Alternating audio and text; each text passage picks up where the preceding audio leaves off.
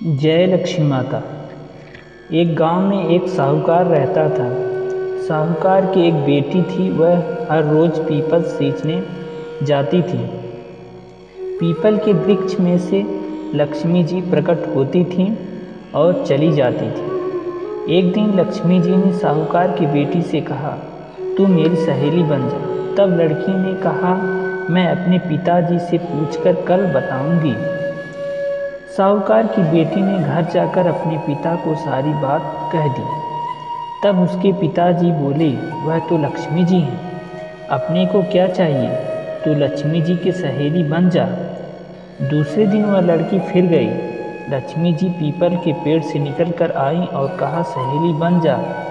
तो लड़की ने कहा, बन जाऊंगी। और दोनों लक्ष्मी जी ने उसको खाने का न्योता दिया। घर आकर लड़की ने बाप को कहा, मेरी सहेली ने मुझे खाने का न्योता दिया। तब बाप ने कहा, सहेली के कहने पर घर को संभाल कर जाना।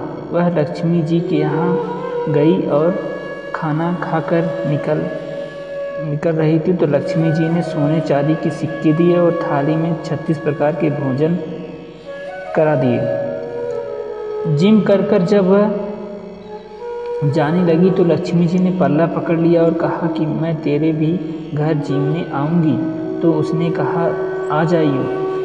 वह घर जाकर चुपचाप बैठ गई। तब बाप ने पूछा कि बेटी सहेली के यहाँ जीम आ गई तो उदास क्यों बैठी। तो उसने कहा, पिताजी मेरे को लक्ष्मी जी ने इतना दिया, अनेक प्रकार के भोजन कराए, परंतु मैं कैसे उनको कराऊंगी, अपने घर में तो कुछ भी नहीं है। तब उसके पिता ने कहा, गोबर मिट्टी से चौका लगाकर घर की सफाई कर ले, 4 मुख वाला दिया जलाकर लक्ष्मी जी का नाम लेकर रसोई में बैठ जाना। लड़की सफाई करके लड्डू लेकर बैठ गई। उसी समय एक रानी नहा रही थी। उसका नौलखा हार चील उठाकर ले गई और उसके घर वह नौलखा हार को गिरा दी। बाद में वह लड़की नौलखा हार को तोड़कर बाजार में गई और सामान लाने लगी तो सुनार ने पूछा कि क्या चाहिए।